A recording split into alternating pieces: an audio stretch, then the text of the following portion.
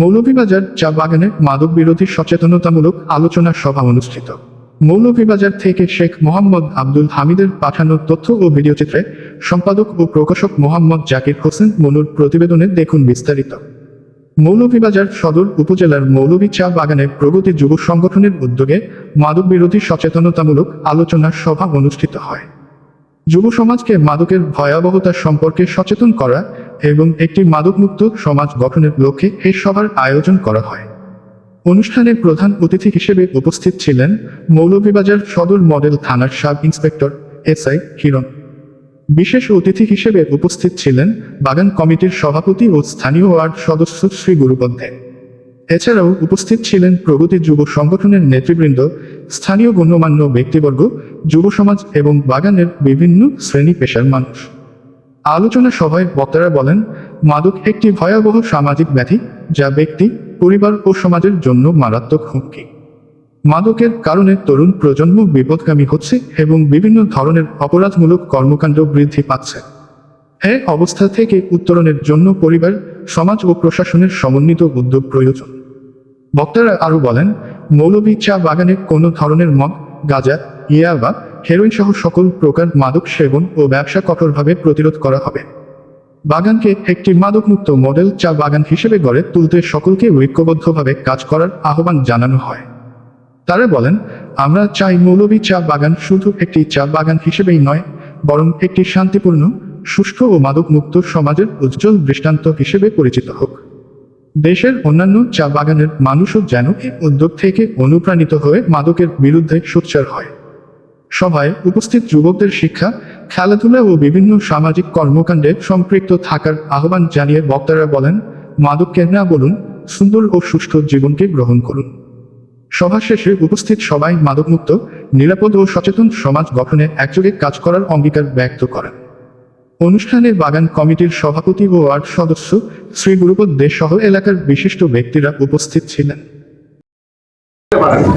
এখন বিশেষ করে মা যারা এখানে মা যারা আছেন, মা বোন যারা আছেন, তাদেরকে অনুরোধ করব, আপনাদের যার যার ঘর থেকে যদি যুদ্ধ শুরু না করেন, এটা কোনো ক্রমে বন্ধ করা সম্ভব না।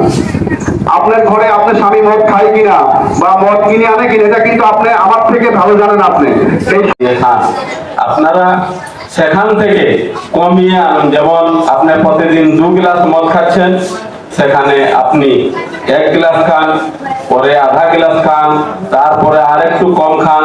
এভাবে আপনারা বাদ দিন, কিন্তু মদ খাওয়া বাদ দিতে হবে আপনার সমাজকে, পরিবারকে ভালো করতে হলে। যাই হোক, আমি আমার বক্তব্য দীর্ঘায়িত করছি না। এখানে গরমে সবাই কষ্ট পাচ্ছেন, আমি আমার বক্তব্য শেষ করছি। সবাই ভালো থাকুন, সুস্থ থাকুন, ঈশ্বর সবাই মঙ্গল করুন, এই আশাবাদ ব্যক্ত করে আমি আমার বক্তব্য শেষ করছি। সবাই মঙ্গল হোক। এবং তাদের হাত ধরেই আমার এখানে আসা।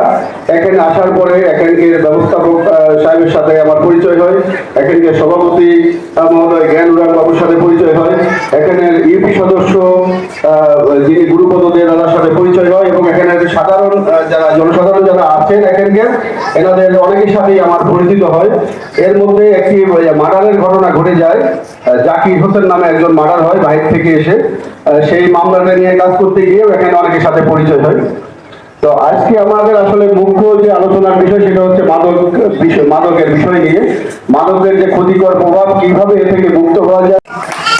আর যারা যুব সমাজ যারা আছে, যারা মাদক থেকে মুক্ত করার জন্য, খেলাধুলার জন্য যারা আগ্রহী, অংশগ্রহণ করে নিজেকে লেখাপড়ার পাশাপাশি খেলাধুলায় অংশগ্রহণ করে যারা বিরত থাকতে চায়, তাদের জন্য আমার সাপোর্ট থাকবে।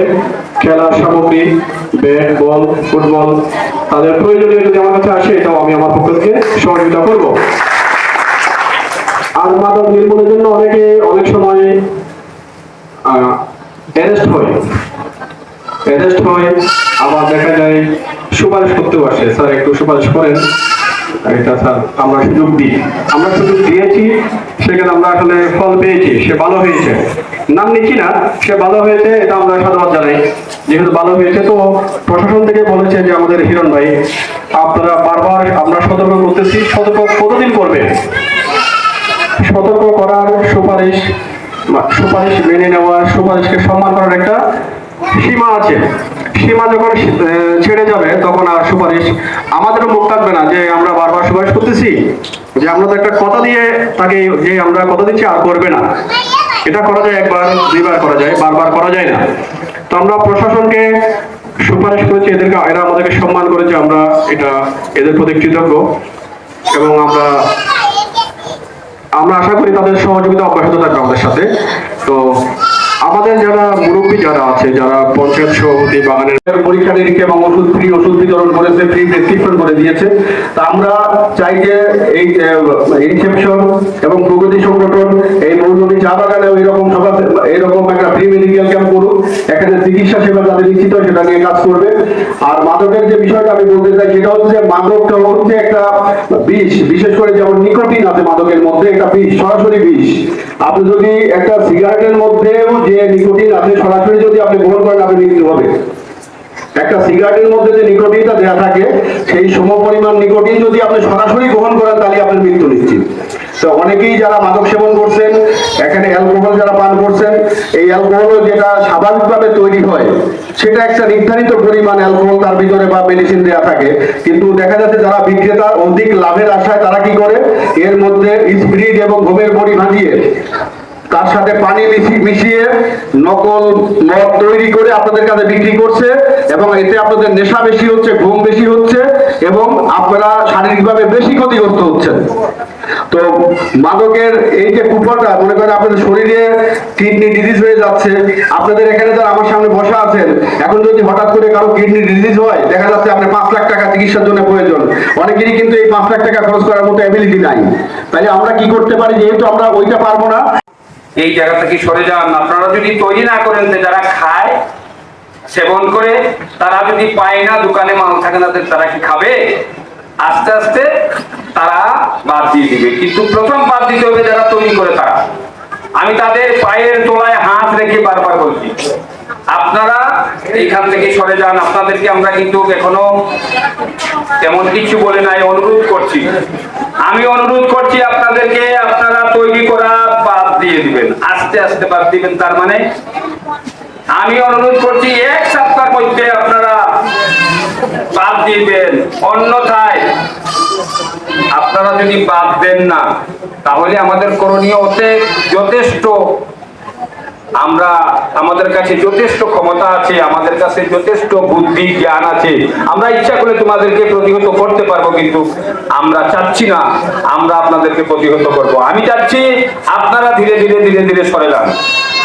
অনেকে মারধর করতেছে, আমরা সেটা চাই না। আইন আমরা নিজের হাতে, মানে কেউই আইন নিজের হাতে তুলে নেওয়ার কোনো প্রয়োজন নাই। আপনারা তথ্যপত্র কালেক্ট করে আপনারা আমাদেরকে দেন।